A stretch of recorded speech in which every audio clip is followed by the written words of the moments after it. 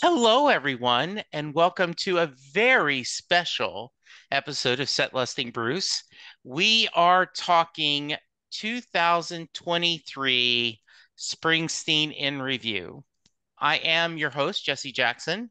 I've assembled an esteemed roundtable of fans, writers, and all around great people to join me. So we're going to go around the panel. Joyce, please welcome to the podcast. Introduce yourself. Hi, nice to be back. I'm Joyce Millman. I have been writing about Bruce since 1978. I have written for the Boston Phoenix, Salon, my own blog. I wrote the introduction for the Eric Miola book of photos taken during the Darkness on the Edge of Town era. So here I am again. Awesome. Thank you. Caroline. Hi, I'm Caroline Madden. I am a writer. I write a lot about film, but also Springsteen. I wrote a book on Bruce's music in the movies called Springsteen a Soundtrack. I've written for Backstreets and Letters to You. I'm also the managing editor of the Boss online journal. Very nice. And Sean, last but not least, Sean, welcome. Hey, everybody. Great to be here. Thanks, Jesse, for having me. I'm Sean Poole. I am the editor and publisher of Letters to You, a new website for Springsteen fans that launched this year, last July. And as Carolyn mentioned, she's contributed, which is great. Hopefully we'll get Joyce to contribute eventually too. and You. and again, great. Glad to hear it. And again, I'm really glad to be here. It is great. 2023 has been an interesting year in Springsteen, and that's why I thought we would get together and talk. We've got a tour to discuss. In the past few years, we've had busy years, but no live shows. So I'm excited to talk about the good, the bad, the ugly, and go around. So I'm going to start with you, Sean. If a couple sentence summary of how do you think Springsteen in 2023 went, or your thoughts? As we now know, it obviously didn't go quite as planned, and there was some stuff happening behind the scenes that made it probably a lot more difficult than usual to launch a tour and sustain a tour. But in my view, even knowing that makes what happened this year all the more impressive. I saw some great shows beginning in February. I was fortunate enough to be at the very first show in Tampa, and when they came out and performed, it was as emotional and as life affirming as I thought it would be. And I am really glad for the shows that I got to see. I'm, of course, disappointed in shows that I didn't get to see that I'm still holding on to tickets for, but I'm also very hopeful for what's to come in 2024. So, yeah, that in a nutshell, I think summarizes this tour, this very strange. Yes. Probably one of the stranger Bruce Springsteen and the E Street Band tours that's ever happened. But at the same time, a lot of highlights along the way. Yeah, I agree. Just for the record, how many shows did you see this year? I ended up seeing, I think, just 2 or 3. I'm trying to think back now. I was there in Tampa, and I saw Philly, the arena show, the one night in March. And yeah, that was it for me. Okay. I had obviously plans to see more shows in the second phase, the summer return to the US, but beginning with those Philly shows, the postponements came, unfortunately. Okay. Very nice. How about you, Caroline? How many shows, and give me your kind of quick thoughts on the year. Sure. I wrote down beforehand because I was trying to remember. Yeah. But I ended up seeing 6 shows. So I was also there at Tampa, and then I was there for what ended up being the last show in New Jersey. So I'm grateful for those experiences. I think I would have to second Sean with, I guess, maybe the strangeness of the tour. It just felt like there was always so much going on. Like there was so much anticipation for this after COVID and everything. And then there's debacles about tickets and set lists and all these lines and like all these different things. And it just was crazy. But I think putting aside all of that craziness, I really am grateful that we got to see Bruce that year, and he's coming again in 2024. And the shows definitely were memorable and amazing. All right, very nice. And how about you, Joyce? I saw one show. I was at the Seattle show, and it was toward the beginning of the tour. It was February. And I was probably more excited for this show than I'm always excited, but this one was just like I needed this show. And it was like, oh, it kept me going through the pandemic, thinking we're going to get to the other side and we're going to see all these Letter to You songs in concert and we're going to be with our people again. And when I got into the arena on for that show, and I started seeing people I knew, and it was just like, this is it. This is what we went through all that crap for. And we're back together again. And it was an incredibly moving show. And it was created that way to be an incredibly moving show, I think, but made doubly so by how I think everybody there was aware of how precious this time was, and to be together, to have him performing at this level, and to look back on it now. We didn't know what was going on with his health, and the fact that he even could perform at that level, and he must have been extremely uncomfortable, makes it more amazing to me that we got to see it. I'm holding tickets for the Vancouver show and the first night of the San Francisco show. So very nice to look forward to.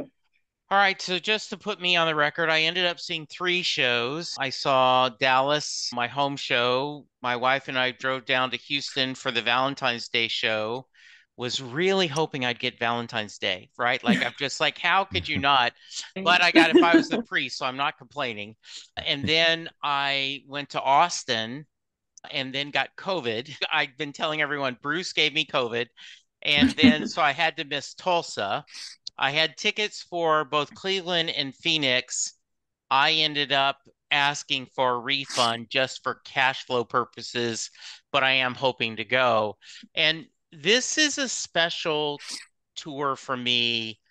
My brother died on February 13th. And so on February 12th, when I was going to see Bruce on Friday night, I knew my brother was in hospice. And I asked my sister, do I need to skip the concert and do I need to go see? And she said, no, because of COVID protocols, they're not letting anyone in the hospital. You can't even sit in the waiting room together. We're just being left out.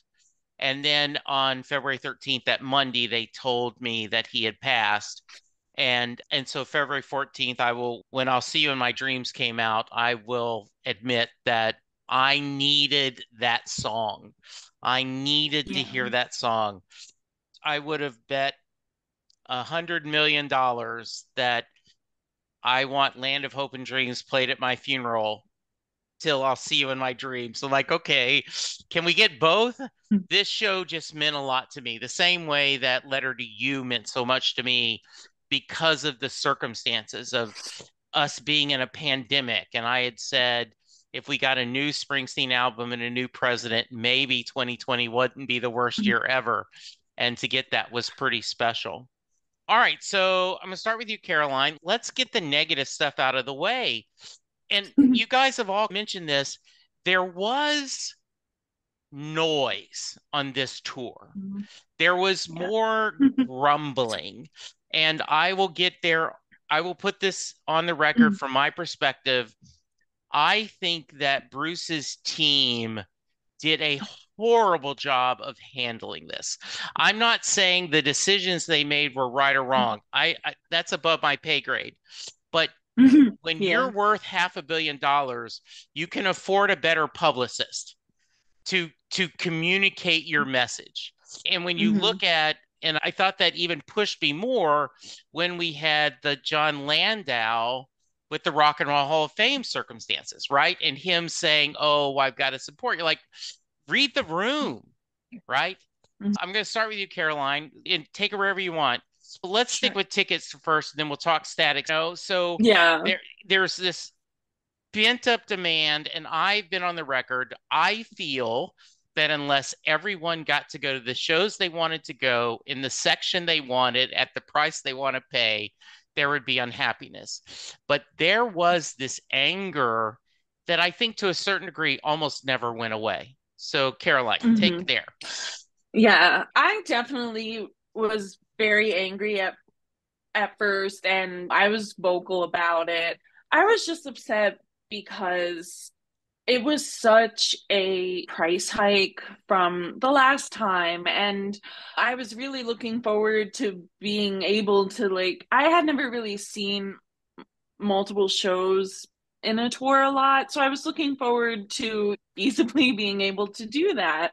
And when I saw the prices for GA, I'm like, instead of going to a couple of shows, I would just have to pare it down to one. And I know that sounds selfish in a way, but it's just you want to experience Bruce as much as you can. And I was also upset because with the Bruce had just gotten 500 million from Sony. So it was just such, I don't know. It was just upsetting. But I think I definitely agree that they could have handled it better because they just sounded incredibly rude.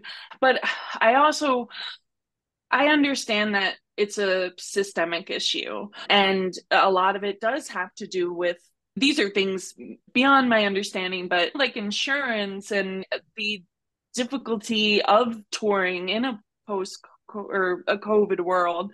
There's so many different things that they have to look out for, and there's extra costs that come along with that. But what made me sad about it was we're also struggling too with COVID. That had a great impact on the economy. So it was just difficult because this was like the one chance of escape, and being priced out of it was upsetting. Okay. Sean?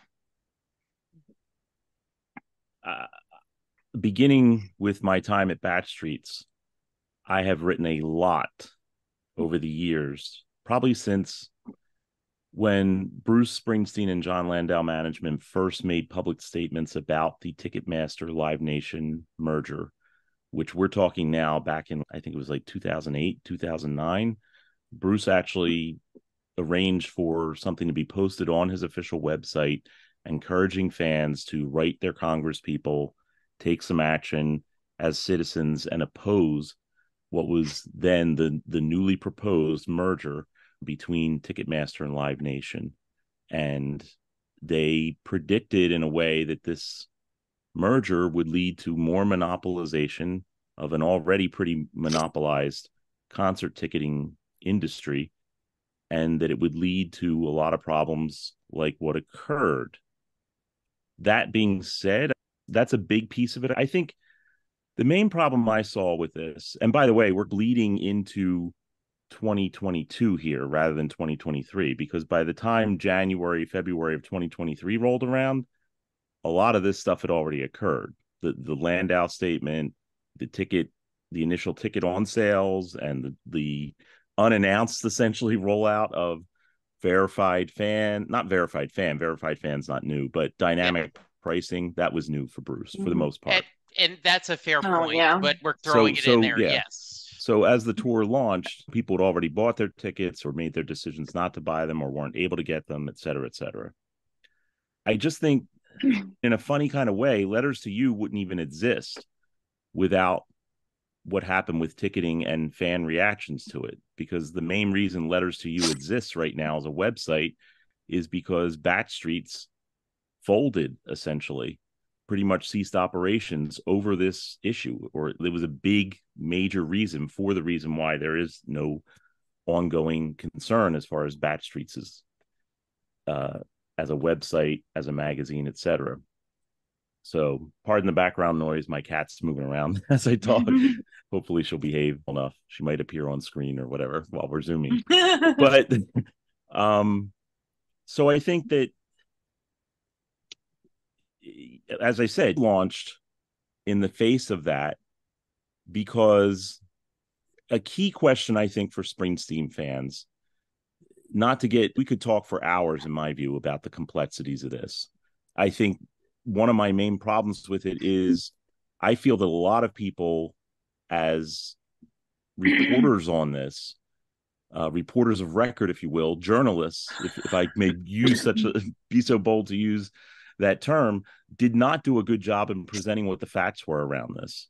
And we ended up with a situation where people were actually believing that the majority of Bruce's tickets were selling for thousands and thousands of dollars, and that there were all kinds of conspiracies afoot to make it hard for people to get their tickets, rather than deal with what I feel were the essential facts. And again, I don't want to necessarily launch into a full debate on this. We could, but again, it would take time to do. It's been done to death, I think. But I think the essential question that remains for people is, was this a deal breaker for you? There are artists, recording artists, and other kinds of artists who do things all the time that you may not agree with. I think you'd be hard pressed to find any single artist or band or whatever who you 100% agree with every move they've ever made, and just have no problem with anything and everything that they do, whether it be the songs they release, who they choose to work with or not work with, et cetera, all the way down to things like ticket pricing policies. Is it a deal breaker for you? That remains to me the essential question that Springsteen fans have had to grapple with. Is this a deal breaker for you? Do you now feel that you can no longer go to shows? Do you feel that you no longer can listen to this guy's music? Was it that much of a betrayal for you? And some people have decided that, yes, it was. Some people have not. Some people are still deciding that. I don't know. But I can tell you that for me, and for a lot of the people I hope who are still around and engaging in things like this podcast and our website and whatever else is out there, I'm still interested in following this guy's career. His music still sustains me and nourishes me as a listener on many levels. I'm still interested in seeing what he comes up with next. And no, it isn't a deal breaker for me. I don't feel that I'm never going to go to another Springsteen show, or that he's evil incarnate, or whatever angle you want to take on this. And I go back to that again, I think is the essential question that comes from this is, where do you go from here with this? Are you done with this guy? Is it over, or is it not? And if it's not over, then let's talk. If it is over, it's not for me. And I'm more interested these days in talking to people who it's also not over for. Very well said. How about you, Joyce? This was not a deal breaker. It's not over for me, like Sean says. The verified fan thing has been going on for a while, but there is just something about when you put in your request for tickets and it comes up and tells you you're not a verified fan, and you've been seeing him for decades, and all of a sudden you're not a verified fan. So that kind of that made me angry. I happened to get in for the Seattle on sale quickly. I had to play whack-a-mole with higher price tickets. You show up a ticket, the ticket would show up, then you'd lose it, then it would direct you to the resold tickets. I managed to get a pair of decent lower bowl, not great, for face value. I was happy. I was at the back of the arena, opposite the stage. I didn't care. I was there. On the other hand, I had my sister, one of my best friends, people that I have been going to see Springsteen with for years, couldn't get in, were priced out of East Coast shows, particularly. Boston was really bad. I was angry about Ticketmaster and about, I think, the Landau angle of it. The explanation or the pseudo apology came very late. They should have been on it day one when we had the first on sales were just so terrible. And I think they waited a couple of days, and then it was just an unsatisfactory. It was not even an explanation. It was just like, too bad. And then Bruce, when the only time that I've ever been angry at Bruce, but not enough to say I'll never see him again, was when he gave that quote to, I think it was Rolling Stone, and he said, "You can ask for your money back if you're not satisfied with the show." Come on. They do need a new publicist. That strikes me, though, about like the kerfuffle and just this degree of anger is this was the first tour in this heightened social media landscape. Okay. So I think that there was a lot of noise. Everybody could have their say on Twitter. I'm not calling it X, and Instagram and wherever. And a lot of bad actors, I'm sure, were in there stirring the pot, not necessarily fans, just usual bad actors. So I think that had a lot to do with the perception of how bad and how unfair and how expensive, and he's lost his fan base and he doesn't care. And I don't think any of that was true. We did lose Backstreets, which I will say was a shock. I will be there till the end. That's all I can say. Boy, you guys have all summed it up really well. Just recently I just changed jobs, but at my previous job, we were purchased by another company, and our benefits just at this new company were just crazy. Just the costs were just not even compared to what we were paying. And when Noise started going, the new company's chief people officers like, we understand that you're especially upset with the cost of covering a spouse. So what you should probably do is see if your spouse has health insurance at the company they work at. Or you can always go to the health portal to look for an option. And I was like, that's basically, we don't give an F, and we don't use our benefits, don't use our benefits. And I say that I am a Bruce Springsteen homer. I have done over 1,000 episodes talking to people from around the world. But you did want to go, okay, Bruce, how does the get your money back work? Are you going to print out a coupon that on the website, you can print it out, you can fill out your address, you load a copy of the ticket, and then go and then say in 25 words or less why you were unhappy with the show? Send me that. We will process it in 4 to 6 weeks, and we will send you a refund. No, I understand what he was trying to say. He's trying to say, I think once you're in the building, everyone's going to have a good time, and we're going to be fine.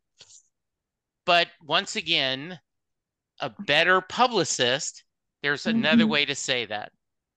Yeah, and so I agree with a lot you said, Sean. I think the people who are not true fans, and I don't mean that ugly, what I'm saying is the casual person that, oh, Bruce Springsteen's touring, oh, you have to pay over $1,000 to get that because that's what the press pushes. And then I had a few online discussions, and they're like, I said, Tulsa, you can get in the building under $50. Yeah. I don't want to go to Tulsa. Okay. I'm just saying, but you can't tell me it's impossible to get a ticket. No, but look at the East Coast. Okay. When you're doing your complaining, can you be very clear? And that's why I brought up unless I can go to the show I want to go in the section I want to go at the price I want to pay. You can get that. I don't want to pay $200 to sit nosebleed. Okay, so you could get a ticket. You're just not choosing not to. Yeah, that was great. My other complaint is when I call Uber and it's during surge pricing, the Uber app tells me You are paying 3 times the going rate. You can either, do you want to continue or do you want to wait? Ticketmaster doesn't tell you. It doesn't tell you. I bought tickets for Dallas and Tulsa, and I have no idea if I paid base price or did I just get, I don't know. I knew that it was under $200 a ticket, like around 125, 150 a ticket. I was happy. That was my budget. Go. I need to see Bruce again. So that was crazy. I have heard a lot of people, and I'm going to start with you, Joyce, about the static set list. I've had some great people on the podcast. I've had people that's done the research that have a recent set list bias. Like during the Rising and Darkness, he didn't change the set list that often, right? But because of the different picking the signs and doing this audible, we've gotten to this habit.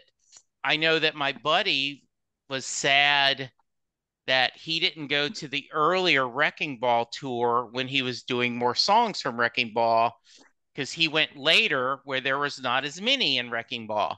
So I think I obviously wanted to hear more. I got to hear If I Was the Priest, so I feel like I'm on Bauer time, but I wanted to hear The Power of Prayer. I wanted to hear other songs. I wanted to hear something from Western Stars. No offense, Joyce, because I wanted to hear this live. But man, if you're going to put together a set list, he tried to hit every era of Bruce Springsteen fan, including something from Nebraska, right? That the full band that people have, oh, why can't we get that? So that's my record. Is I'm like, true, it didn't change a lot, but when I went to the River tour, Linda said, are you bored hearing the same songs? I'm like, the songs I love, I still love. The songs I don't care about, I still don't care about.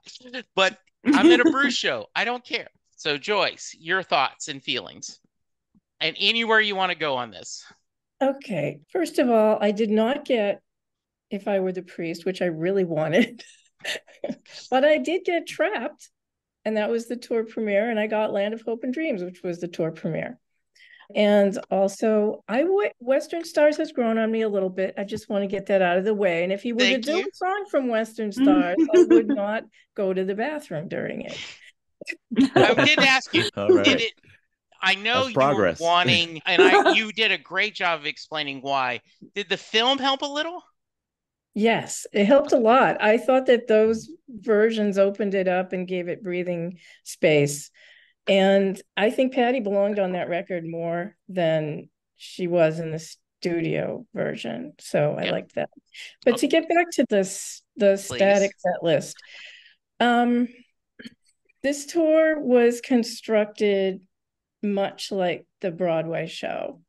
And he's in the winter of his career, and he's in this summational period. And it started with writing the autobiography, and it went into the Broadway show. And here is a guy in his 70s, and who knows if this is the last tour with the band. I think he's entitled to play the hits that he thinks people want. And I will say that nobody complained when Taylor Swift went out and played all of her millions of hits. But Bruce, I think, is just in this very introspective period. And this show is a tightly constructed machine. And Letter to You was also a tightly constructed machine. And he is speaking to us, and directly and movingly, for I think the first time. Like, Letter to You is to us. And this was the perfect not post-COVID, we got through the worst of it tour. Everybody lost somebody in those years between Bruce tours. And I don't think you could pull out songs from this set list at will and say this has the message that the songs are structured. The set list, especially, he's got Backstreets and Last Man Standing and Backstreets, I think, together. They're there for a reason, in that order for a reason.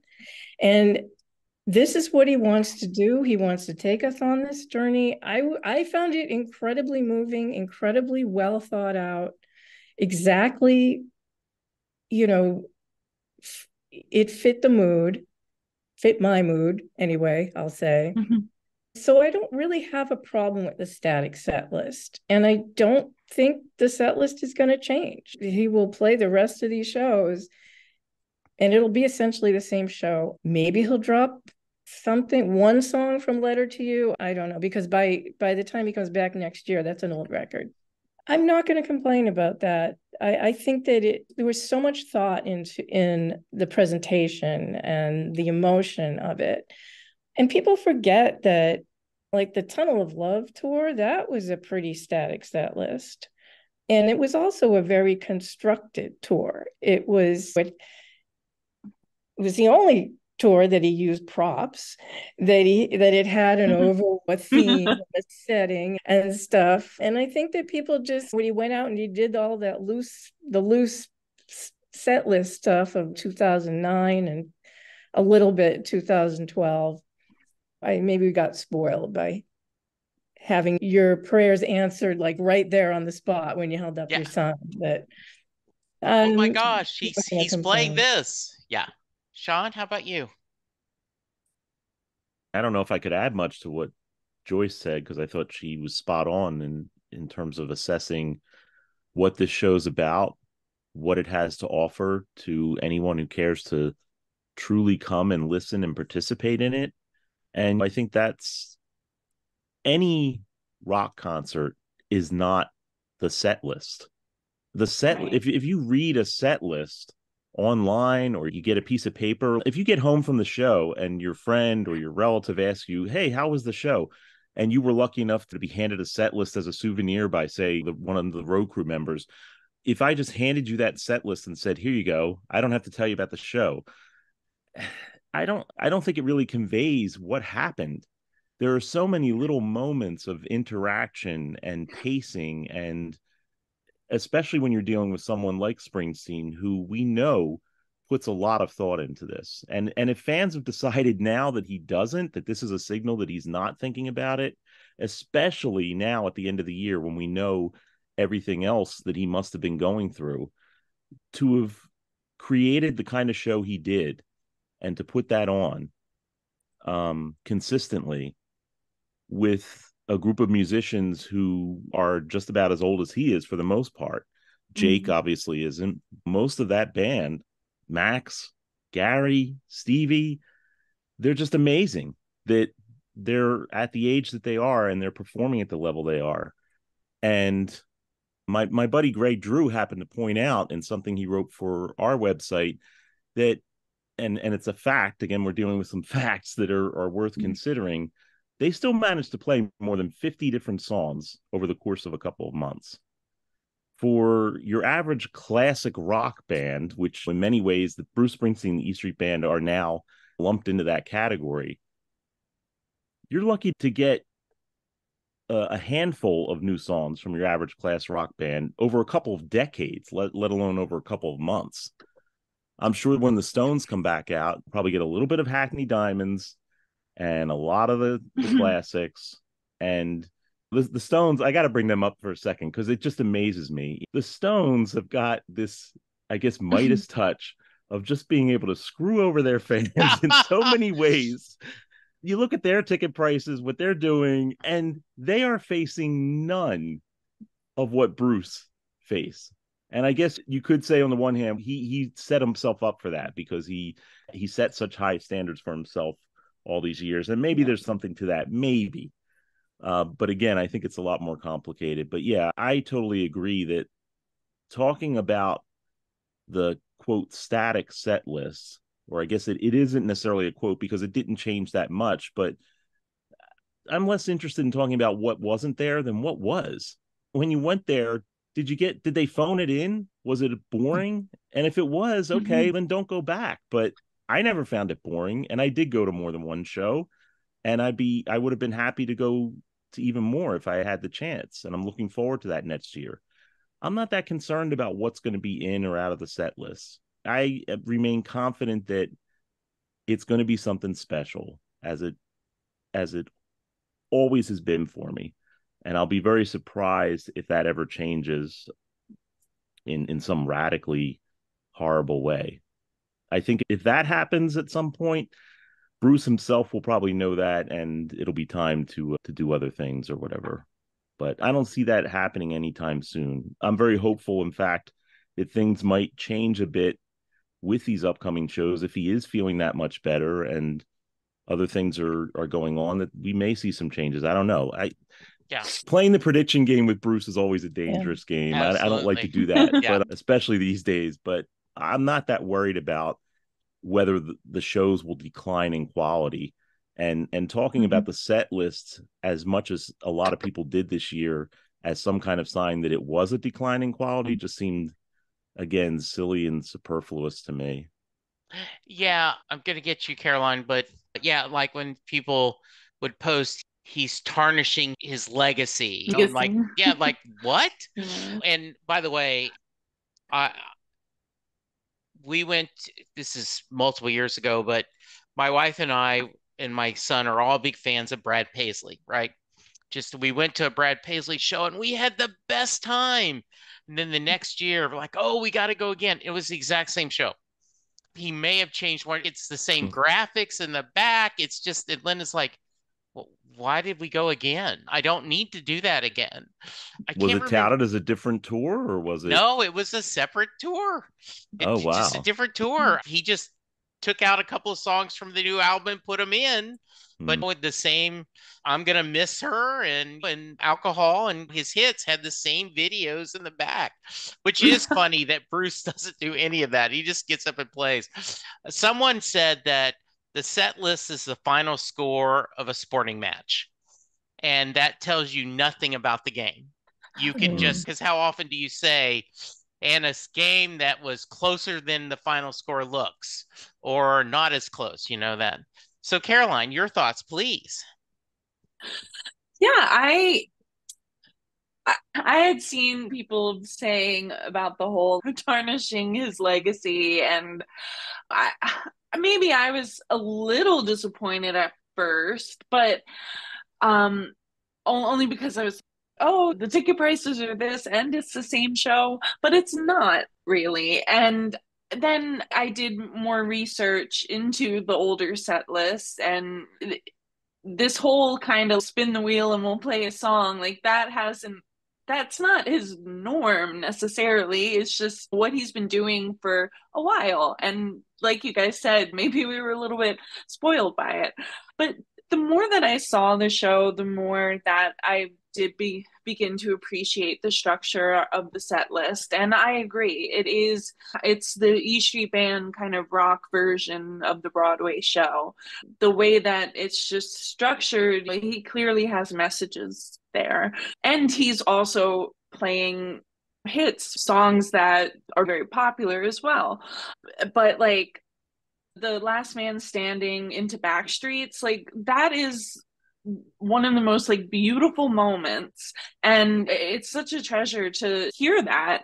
And so what if he does it more than once? Like, it's amazing.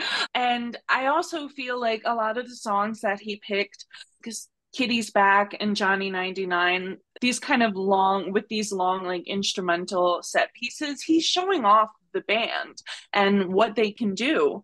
And even with something like Night Shift, to me, I saw that as him honoring his roots and what made him love music in the first place. So you're like going on this like journey and the way, and closing out with I'll See You in My Dreams, that's such a beautiful message to his fans. I can't even think about it or I'll cry. But you guys all just said what I wanted to say, but I will say I do enjoy when he maybe sprinkles in a wild card here or there, like the New Jersey show. And I understand because it was New Jersey and the last night and he wanted it to be special, but like having little songs that were surprises, like that definitely made the show memorable for me. But as you all said, just the general structure of it is really strong. And I think the more you listen to it, the more you can appreciate it. Yeah, I well said. I do think though that there's someone who was at that Jersey show that was walking out. Damn it, we didn't get I'll see you in my dreams. I got effed over, right? He's done it every show, and now I don't Yeah. get my only one show. So yeah, I'm gonna stay with you, Caroline. Julian Spivey he sent on Twitter, because I told people that we were doing this, and he says, ask them what their single favorite live performance of a song on the tour they saw this year. So this is on Audible. If you guys can answer, I'd love to give them. So Caroline, can you right offhand think of it what it is? No, I You don't think can't I pick know. one from the tour? Oh, But that this, I yeah, really that you love? got to see. Yeah, that you got to see at your Oh, okay. show. Sorry. I misunderstood you at first. I actually seen Jersey. I had never seen Jersey Girl before. So it was really special for me because it was also my wedding song. And it was like the one of the first being, I was so excited for this tour because I was going to be able to go with my husband after meeting him. So that to me was really special. So yeah, that's my choice. That's a great choice. When I was at the end of the other tour, the second of the 3 nights it met where he ended with Jersey Girl. It was the first time they had broken 4 hours. It was the first Bruce show I ever went, I'm done. I don't need him to do another one. Normally, I'm always greedy. One more course. I was like, no, that was pretty perfect. How about I you? mean, that's, Yeah. yeah. Yeah. Oh, yeah. That is a great highlight. Joyce, how about you? Can you, So the question was, of the show you saw, is there one is there a favorite live performance of a song? Is there one that stands out that you said, "Wow, this is pretty cool"? Backstreets. Yeah, And I've seen Backstreets a gazillion times yeah. live. And this one was, he turned it from I think when I wrote about this show, I said that when he used to do Backstreets Live with the Sad Eyes interlude and he was jilted by his girlfriend and all that angry screaming in the middle of it and stuff, that was an immature guy version of that. And now here we are. He is mature. He's learned a few things, and he turned it into just a song for all of the losses that a person will suffer through their life. And it's not just losing a girlfriend. It's like this was just really tempered in life, in living, and in having made it to this age. So the Backstreets from this tour. Great, Sean. Yeah, I gotta agree with Joyce. There are some strong contenders because we're talking about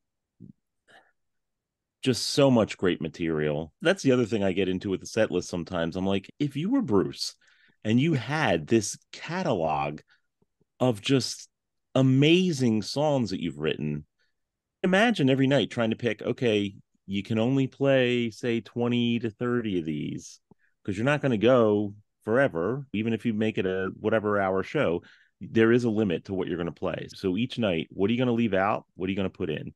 And again, you're not just up there, if you're a guy like him, you're not up there just to come out and, oh, here are the hits and I'm out of here, whatever. Even if he did that, there are a lot of hits that you have to get through. But the structure of the show, I think I do believe that he still puts a lot of thought into that. You can feel it. I can feel it when I'm there witnessing it. And that Backstreets, it's hard to top that moment on this tour, given, as Joyce pointed out, if you're a long-term fan or you're just a long-term human, you've been on the planet and you've experienced loss and maturity, that song and the way he performs it in this show just sums up the night so much. And it puts into perspective decades of things he's written about and crystallizes it and just sums it up so beautifully. And at the same time, you get a feeling of it's not over yet either. We still have some life to live, but you're going to move forward from this point on with a different head than you had before. If I could add Please. to that Yeah, moment, please. to the Backstreets moment, you probably all know Holly Cara Price, who was a Bruce fan, and she worked for Steven for many years. She and I were pals back in the day. We went to 1978 shows together, 1980 shows together. And she passed away it was 2020. It was the end of, right after the election. If I remember correctly, someone posted that she died on the day they officially declared Arizona. So she passed away listening to Letter to You, knowing that Joe Biden was going to be president, which makes me cry to this day. Yes. And it just, we know that it was getting near the end.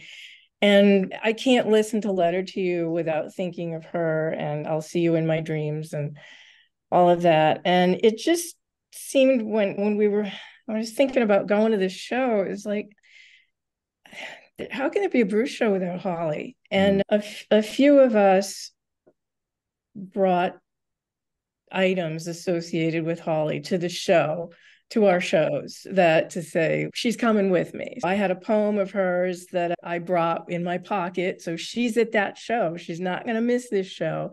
And our friend Karen Rose brought a photo, I think, and there was someone else was wearing a T-shirt that she gave him. And you can see why Backstreets and all of that kind of honoring the losses of people in our lives really hit.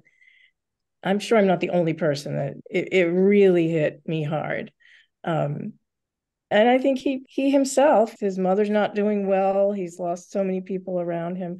And I think that is to be able to put those thoughts into a rock and roll show and not bring everybody down. Just like you said, just honor those feelings, and then you come together and you're with your friends, you're in the bosom of the crowd and all that stuff. It was beautiful, and I can't wait to actually see the show again. Yeah, I'm tempted to pick the last bit, I'll See You in My Dreams, but when I was at Houston and when he said, I wrote this song blank years ago and I still don't know what the F it means, we looked at each other, no, it can't be. And when he started singing If I Was the Priest, my wife was like, why are you guys going crazy? Because it was Dale and Jeff and Nancy and me all just, I can't believe it. It's like, what is going on? So that was a moment. The other thing I wanted to talk about is to go back to the set list. I know when I heard that he was doing Dancing in the Dark on Broadway, I went, that's a weird choice. Does he feel like he has to do it? And then when I was there, and he makes that comment about no matter how bad things are, you have to be like your mom, put on your dancing shoes. And he does Dancing to You, surging to Land of Hope and Dreams. I will never question Bruce Springsteen's choices again. And similar to you guys doing that, the Last Man Standing, Backstreets, that combo there, when I need a pick-me-up, I will pull that combo out and it just fills me with joy. So that's, said, guys. All right, so we did have other stuff besides the tour. So we'll go through just some quick hits, you guys. I absolutely adored Deliver Me From Nowhere, the making of Bruce Springsteen's Nebraska. I was lucky enough to have Warren on the podcast. I told him I think it read like a mystery novel. What is the purpose of this guy why is he doing this kind of album? any thoughts, Caroline, about Warren's book? Did you read it? Is it still on your to be read list?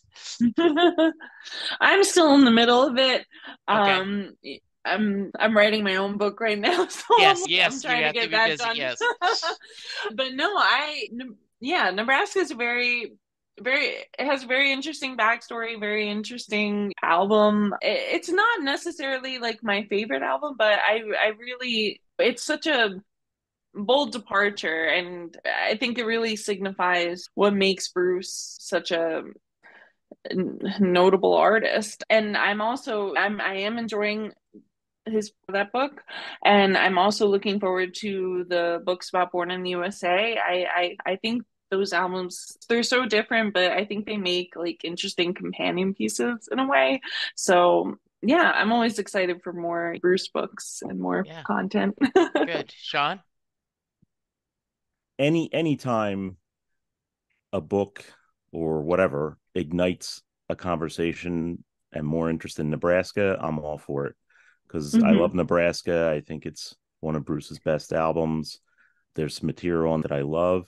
I actually had the very interesting experience of seeing Aoife O'Donovan just last night here in Philly, performed her version of Nebraska. She does a complete album performance of those songs, and hearing them in her voice and her arrangements was really interesting. And just hearing those songs performed live, I think, whether it's by Bruce or by someone else who has, if it's in the good hands of someone else who can deliver those songs live, I think is a great experience. My Father's House in the Broadway production is one of my all-time favorite Bruce live moments. I just chills down my spine every time I think of that performance and that song. So all that being said, I also feel that Warren seemed to get a pass in my view. Nobody seemed to really challenge him on some of the aspects of his book that I quibble with. Please share.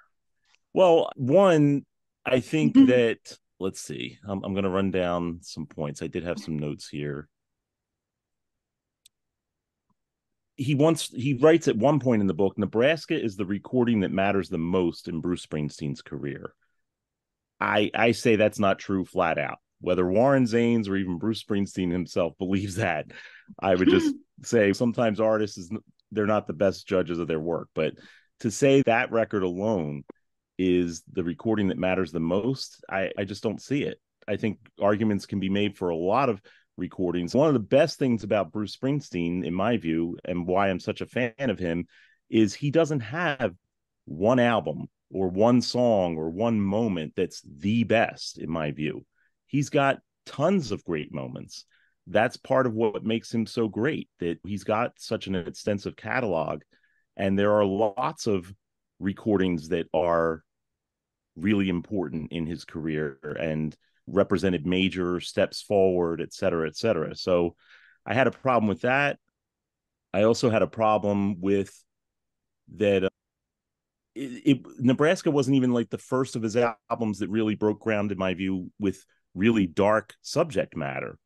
If you look at songs like Meeting Across the River, Adam Raised a Cane, Factory, Racing in the Street, Point Blank, The River, there's a lot of stuff that preceded Nebraska that I think was just as dark and foreboding and psychological as what became Nebraska. And I also, the whole idea that the album kind of spurred, he used a phrase, he said, in its own way, the album was a little like the Beatles on Ed Sullivan, a message saying that you can do this. I see no evidence of that. There was no follow-up to Nebraska. There was no trend of people recording albums like Nebraska that I'm aware of. And what's weird is, how do you set out to record, like, how could you consciously set out to record an album like Nebraska when Bruce Springsteen himself didn't even do that? It was a truly happy accident. He was just setting up demos for his next project, and this wonderful thing emerged from it. You cannot recreate that. I don't even think he could, but certainly no other artist could consciously go out and say, I'm going to make an album like Nebraska, because not even Bruce Springsteen went about making an album like Nebraska. It just happened, so to speak. So those are some of the things. But again, Warren, I love reading a lot of his writing. I like the Del Fuegos, and I'm really glad that the book is spurring this kind of conversation. But to be fair, I also have read things in the past that I think offer a lot more insight into the album. And again, I have some quibbles with some of his general arguments. Very interesting. Nice. Joyce, how about you? I haven't read it. Okay, that's fine. And I do think that it's his thought. And so I do think those are some great points, Sean. I feel like we could have a whole just separate conversation about just talking about that, but we won't. You touched on Backstreets and the magazine and the con shutting down. I do know that was, to a lot of people, that was a big loss. I was not someone who spent a lot of time on that site, but I do know that to many people, it was the same thing as, to my world, the Cowboys play Sunday night, Monday morning, I'm at my local paper reading the results. Same thing during the World Series run that I was doing that. So I knew, to many people, that was part of the tour experience. And for that to be gone, a lot of people felt like you lost a friend. I won't get into whether they should have dropped or not what they did, but Joyce, your thoughts on us losing such an iconic part of Bruce fandom? The thing about Backstreets is that it really was, I don't want to, okay, it was fan journalism, but with an emphasis on the journalism. If it was in Backstreets, you knew that it was fact checked, and there were a lot of good writers who, just out of love of Bruce, would contribute, and that was a loss. And you could count on them being there for every show. You got the set list. You got the flavor of every single show. They had someone on the scene. I used to get the paper copy of it years ago. And even then, it was a good piece of fan journalism. And I'm sorry that it's gone. I miss it. I'm glad that Sean has picked up that mantle. I wonder, were they too hasty? Has there been any second thoughts about pulling out? It was a principled stand, and I applaud them for it, but it left a hole. It really was a shock, especially to the writers who wrote for it. And Sean can probably speak to that more. Yeah, I'm going to have him wrap this segment up, but Caroline? Oh, yeah. I'm very grateful that I did get to write before they shut down. I definitely remember being shocked, and I miss those show recaps as well very much. I remember when I was upset about the ticket prices, and so I was like, oh, okay, they're taking a stand. But now I do wonder, maybe, I don't know. I don't know if maybe they just were already looking for an out, and because I know some people were upset they hadn't actually gotten an actual magazine in a while. I don't know, but I'm very happy that Sean has started Letters to You, and the stuff that's being published there is fantastic. So I'm very excited about that. Sean, we talked a little bit about this when you joined me, but do you want to share a little bit? I want to say first and foremost that I'm very happy and honored to have gotten to write for Backstreets for so many years. And I began as a reader in, I don't know, maybe like 82, 83. And then later on, I got to write for them. And it just, as it went on, I got the bug and really got involved with it because I really got to do just so many amazing things on a personal level as a writer and as a fan. I got to interview James Burton, Elvis Presley's legendary 70s band guitarist. I got to interview Little Steven. I got to interview Darlene Love. I got to know, not just interview, but get to know as a friend, Cleo Kennedy, who was a great gospel singer in the civil rights era. She sang at meetings before Martin Luther King would speak, and she was in Bruce's 1992-93 band. So that's the Springsteen connection. But I got to know her and know her history, and actually became friends with her and got to celebrate her 80th birthday with her.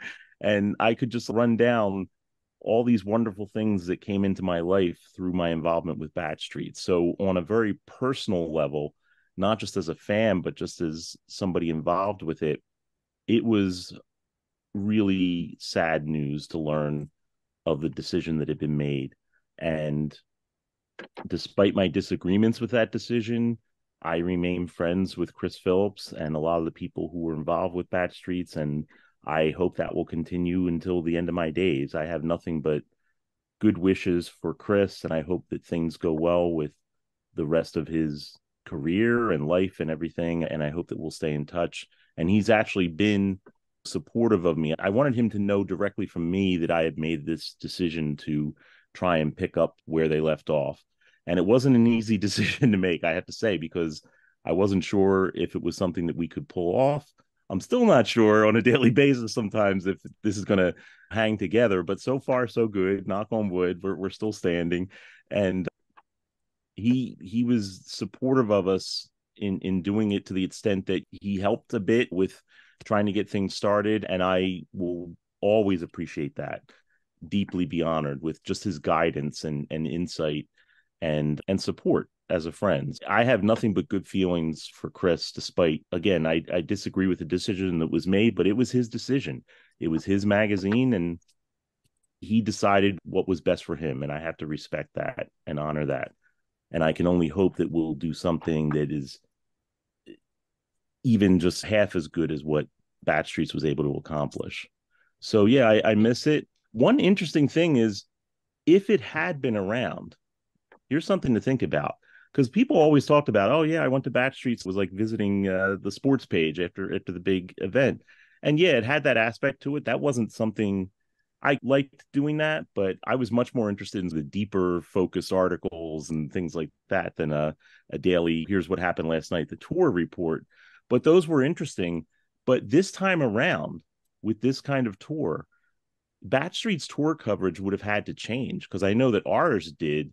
Not only did we not have the resources in place yet when the tour launched to be able to do that kind of nightly, here's what happened at the show coverage, but it quickly dawned on me as the editor, we don't need to do that this time, because this show is staying very much the same on a nightly basis. It was like the predecessor of this, as both I think Carolyn and Joyce pointed out, was the Broadway show. And if you remember, Backstreets wasn't doing nightly reports of this is what happened on Broadway, because that would have just been silly. It was the same show every night. But what they did do, and what we tried to do, is every now and then you would find somebody who was going to see that show for the first time or whatever, and could offer like a unique perspective.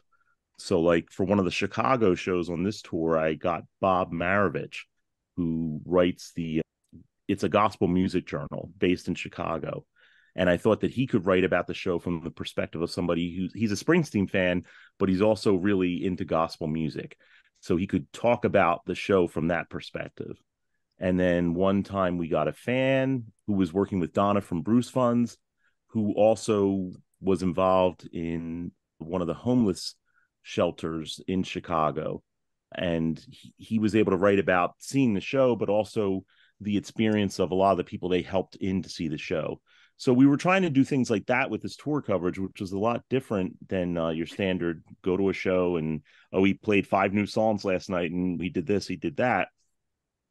It would have been difficult, I think, for Backstreets to do the same thing in this run. We'll never know, obviously, but it's just interesting to think about. Yeah, I think that's a very interesting discussion. The thought, by the way, going back to I have said that the people that prepaid for all the nugs Yes. have a very, I would be at their customer service going, okay, you need to give me a refund. I Okay. was going to bring that up, Jesse, because I remember you brought that up before. That yes, the one group of people who truly have probably a legitimate complaint was, "Hey, I bought in early to get every single show that Bruce did on this tour on CD or download or whatever." And now then, I don't want to complain, but I'm complaining. Yes, that's too funny. All right, we'll stay with you, Sean. Any thoughts on, we had anniversary album? What's interesting as we're reaching these milestones that Bruce has been on vinyl like 50 years. We had that symposium that I wish I could have gone. Any thoughts about these album anniversaries or things you want to talk about?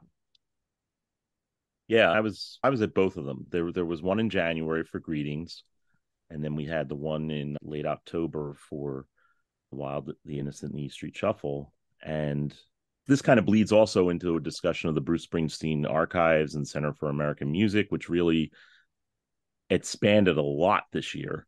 They did these two forums, or symposiums, I should say, one each on these two albums that both came out in 73. So they're 50 this year.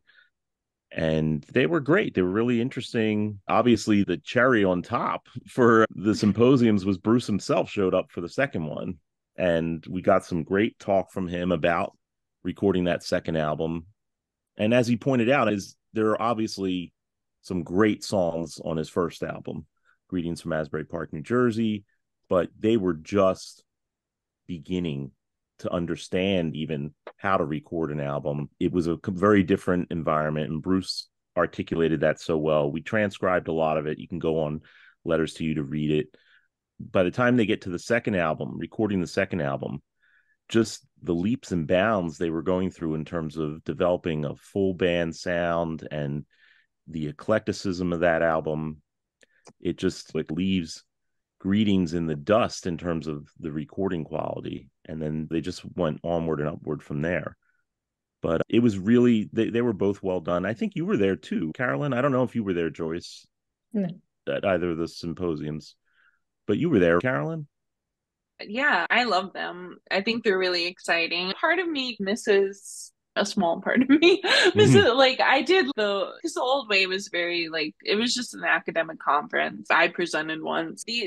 What they're doing with this is they're like making the oral histories. So they're recording everything from the people who lived it. And so it really gives you a glimpse into what their lives were like back then, because I don't know, there's just something different. Obviously I read about, oh, we were struggling musicians, but like actually hearing from them like these crazy stories of like how they would like have to get gas because it was just like remember that where they would pour the gas. Yes. Yeah, it was just like stories like that were really interesting. And yeah, I was so thrilled that Bruce showed up for, although I feel like that's gonna set an expectation, so we'll see for the future. But I think the programming is great and I really want to work with them. So if anyone's listening, yeah, the archive seems like, I'm really excited for that building and everything. Yeah, I would have loved to go on. Just I think it would be, we had talked about before COVID, they had actually reached out where um we were going to do a Bruce Springsteen podcast roundtable. We had actually, all of us agreed to go. We were going to do a roundtable and discuss that, and then maybe do little set offs where we could record people and do it. And I still hope that happens sometimes. That would be a lot of fun. Yeah, I'm trying really hard. I really want to do some sort of film program. I guess it might be easier when they actually build the theater. I keep like asking them about it, so hopefully someday. Yeah. Any thoughts about Bruce has stayed busy? He's appeared in other people's music. We got Addicted to Romance. So, Joyce, let's start with you. Thoughts on Bruce doing a little bit of help with his friends, being there, and addicted to romance. I think it shows how difficult it must have been for him to postpone these shows. He Yeah. thrives. He thrives when he's in front of people. Yeah.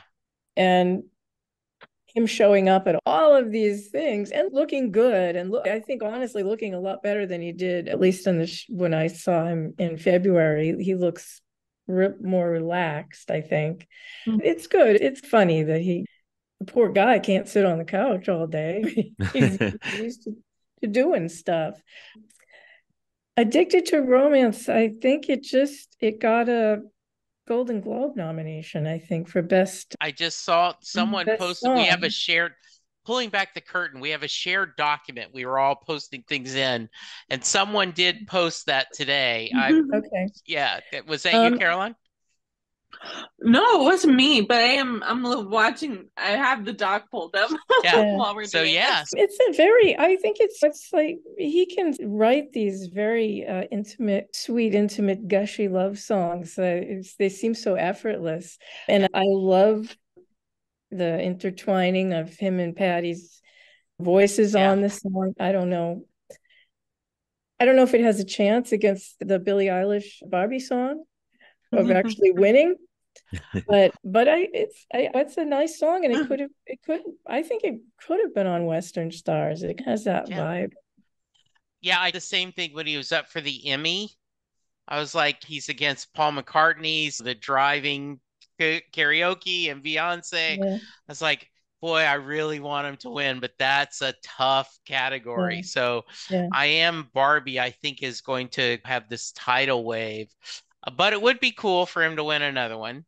And hopefully he can, I don't know if it qualifies for an Oscar or not. I know there's like Wrestler did not qualify for an Oscar for some reason. I have the film expert here, so Caroline might know the reasons why, because I know I thought he was not, or maybe I'm confusing it with the Golden Globe, but I thought he was nominated for. He got a Golden Globe nomination for Wrestler, but Streets of Philadelphia is the only Oscar nomination that I know of he's had. Yeah, the only one that he's won. Yeah, he had a nomination. He had a nomination for Dead Man Walking, right? Oh, yes. Yeah. So he's had two Oscar nominations, but only, I say only, but one win. Yeah. But Carolyn, do you know, back to Jesse's question, why was there? I think I remember that too. I vaguely remember something about the rules of the Oscars at the time or something. And yeah, I actually pulled it up now because I was double checking. Yeah, so it says that it was widely expected to receive a nomination. I guess that's why I thought, because why wouldn't it? But yeah, it was denied just because there were only 3 songs in the category rather than usual 5, which is very weird. So yeah, I don't know. It doesn't say anything about any rules, so I can't believe that they would not include that. But yeah. No, I think he will be nominated for an Oscar if that movie qualifies, made the deadline. Yeah. Okay, interesting. All right. Yeah, I really loved to hear the song, and I was happy. I was lucky enough to have Nikki on. She was talking about her Springsteen Liberty Hall, and she said that Gary had heard Bruce is doing much better. So that's good to know. It was shocking that, because there was a lot of rumors when he had to postpone shows and then canceled. There was worried about his health. Was it COVID? In Dallas, we didn't get Little Steven. In Austin and Houston, we didn't get Jake. And so you were seeing people at the February. And then there was a lot of thoughts. Once again, they didn't explain why they were postponing. A lot of people theories, maybe his mom was not doing well. So once again, better publicist. right? That there seems to be the message. But it was shocking to find out that he had this painful ulcer. And so you were there, Caroline, and Sean, were you there at that one too? Were you at the last show? No, I No, was not. okay, Caroline. Based on what everyone says, you couldn't tell, right? Okay. Well, I was up in the boondocks. A friend of mine, I don't want to obviously speculate as to how bad he felt or whatever, but a friend of mine who was in the pit did share some photos with me. And during one of the songs where he like sits down on the stairs, it did, the photos that she got, it did look like he was like grimacing almost, like trying to hide it as a smile. But again, like I don't want to speculate, but yeah, but and to know that he may have been in pain and deliver, I think one of the best shows on the tour is very commendable, and I'm glad that he's feeling better. Yeah, I think it's amazing. All right, so we have been going over an hour. Please, Sean. Yes. I was just going to say, I think I have to take some exception, possibly. I don't know where we were going with this, but when it comes to publicity and things with the illness issues, that's a lot trickier. I don't think that they can necessarily be accused of bad publicity.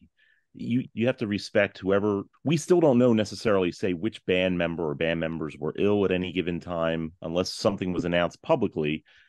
And if somebody doesn't want something announced about their health, you cannot announce it. Yeah, that's plain and simple. You just have to say we can't play tonight because of an illness or whatever. You have to be vague and sorry, folks. People are entitled to their privacy sometimes, and we just have to roll with that.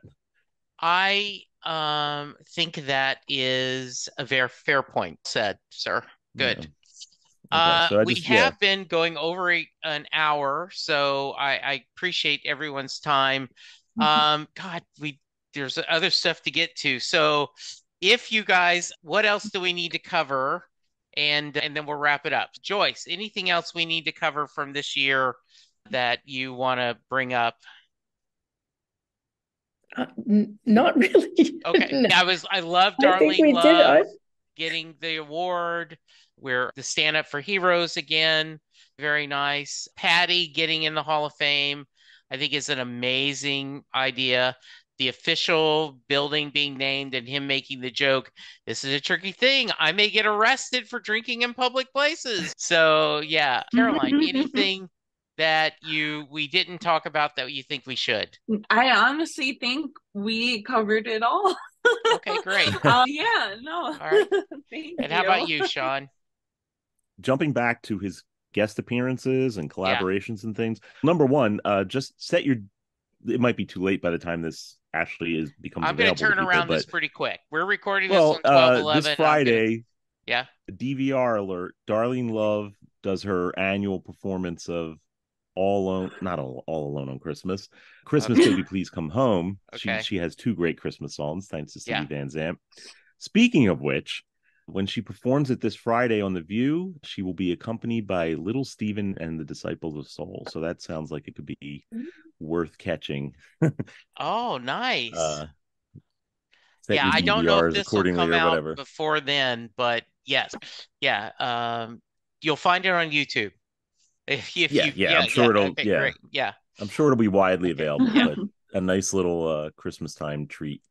Oh, so guest collaborations. This didn't get a lot of attention, or at least not as much attention as I thought it would. And I thought it was pretty interesting. John Mellencamp's latest album has a Bruce Springsteen song on it that is unavailable in any other form anywhere, and it's a pretty interesting little song. You're talking about Nebraska, it definitely sounds like it could come from that kind of lyrical perspective.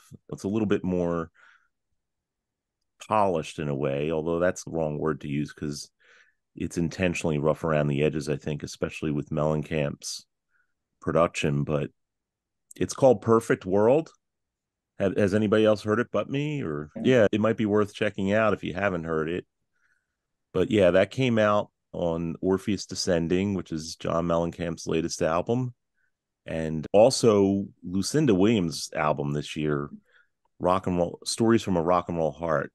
It's a really good album, period. And it's made even more interesting by Bruce and Patty backing her on 2 tracks on it.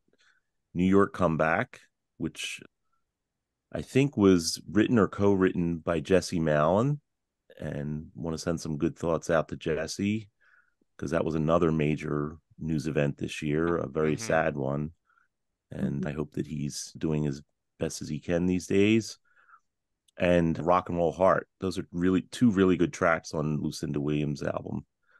So if you're looking for some, quote, new Bruce in terms of recordings, and you miss this stuff, it's out there. And also Gaslight Anthem. He did backing vocals on their song History Books, which officially got released late October, although I think the History Books track might have been out a bit earlier than that, like September. Good. There's that. I'm looking at our list quickly because I know you're running out of time. But, the return of Bruce's radio show on E Street Radio. He's done 2 episodes this year, one with his buddies from his first early bands, which was a great kind of panel discussion show. And then he just did a California themed one, which was really interesting. And the return of the Live Archives series just last Friday. Yeah. A brand new archival big surprise, release. Wasn't it? Yeah, and it raises the question, might we get 2 this month? Because the long-standing, I mean, it's almost a decade old now, tradition has been that right around Christmas Eve, we get an archival release, some kind of special treat. And this one technically was a First Friday release. Yeah. Which also makes us wonder, might First Fridays be coming back for a bit until the tour begins? Who knows? That'll be nice. Intriguing questions in Bruce Land. Yes. So I had put in our notes that to talk about 2024, but I think the reality is, as you said, you will lose a lot of money if you're betting on trying to guess what Bruce has next in his playbook. So I think my hope is that I get to meet all of you on this panel and listening at some shows coming up in 2024. I am already sweet talking my lovely bride, though I do think one of the funniest jokes I read is someone posted, husband, Bruce is getting older. I really need to worry about shows. Wife, that's full of shit. That's what you said last year, and he's still going great. He's never died. And so, Sean, Joyce, Caroline, thank you so much for spending time with me. This is a joy. You guys are all welcome anytime on the podcast. So let's start with you, Caroline. If someone hasn't bought your book, shame on them. So tell us how you can find the book, and if they want to reach you, how can they? Sure. My book is pretty much available wherever books are sold. So it's on Amazon, it's online on Barnes and Noble. Yeah, pretty much anywhere. You can reach out to me on Twitter, not X. You can find Caroline Madden. My username is Crolins. So yeah, thank you so much for having me. I really appreciate it. You're very welcome. Joyce, how about you? What if someone wants to reach you? What's the best way? I am still on Twitter. Although I turned off my direct messages, you can still find me on there. Just send in a request, and it's just my name is my handle. And then my blog is still semi-active. It's joycemillman.wordpress.com. Okay. And I'm also on Blue Sky, which is, I don't know if anybody else is on that site, but it's really good and I recommend it. And there don't seem to be as many Nazis on there. Okay, very nice. That is a good thing to see. Yeah. And Sean, go ahead and give your plug. Okay. Letters to You, plural, not singular, to help differentiate us from Bruce's great album, but obviously inspired by that album. So yeah, letterstoyou.net, pretty easy to find. And you can spell it either TOYOU, letterstoyou.net, or just the numeral 2 and the letter U, letterstoyou.net. Either handle will get you where you need to be. come on over, check us out, let us know how we're doing. If you're interested in getting involved, contributing, we have shows coming up to look forward to starting next March. I'm always interested in somebody who might be willing to write about seeing a show, especially if it's from a unique perspective. And photographers too. We're always looking for photographers to help cover shows.